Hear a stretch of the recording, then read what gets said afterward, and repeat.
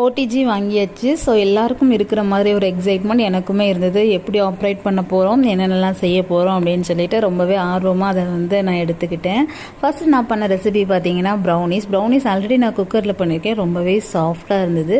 So அதையே மைண்டில் வச்சுட்டு நான் ஓடிஜியில் பண்ண ஆரம்பித்தேன். பட் 2-3 வாட்டி கரண்ட் போயிட்டு வந்ததாலே என்னன்னு தெரியல, ரொம்பவே ஹார்ட் ஆயிடுச்சு. ஆனால் கப் கேக் பண்ணோம், ரொம்பவே சாஃப்டாக இருந்து செஞ்சு முடிச்சு 2-3 மணி நேரத்துக்கு அப்புறம் கூட அதோட சாஃப்ட்னஸ் கொஞ்சம் கூட குறையலை. இப்போல்லாம் கடைகளில் போய் நாம் கப் கேக் சாப்பிட்டோம் அப்படின்னா முதல்ல எசன்ஸ் ஸ்மெல் வந்துடும். ஸோ சாப்பிட்றதுக்கே ஒரு மாதிரியாக இருக்கும். பட் வீட்டில் ஓடிஜிஆர் அவன் இருக்கிறவங்க கண்டிப்பாக நான் சொல்கிற மாதிரி ரேஷியோவில் செஞ்சு பார்த்தீங்கன்னா உங்களுக்கு பிடிச்சமான கப் கேக் ரொம்ப டேஸ்ட்டாக, ரொம்ப ரிச் பட்டரில் ரொம்ப டேஸ்ட்டாக கிடைக்கும். ஸோ கண்டிப்பாக நான் சீக்கிரமே அதோட வீடியோ ஷேர் பண்ணுறேன். நீங்களும் ட்ரை பண்ணி பாருங்கள். அதோட சாஃப்ட்னஸ் எப்படி இருக்குது அப்படிங்கிறத வீடியோட லாஸ்ட்டில் அட்டாச் பண்ணுறேன். கண்டிப்பாக பாருங்கள்.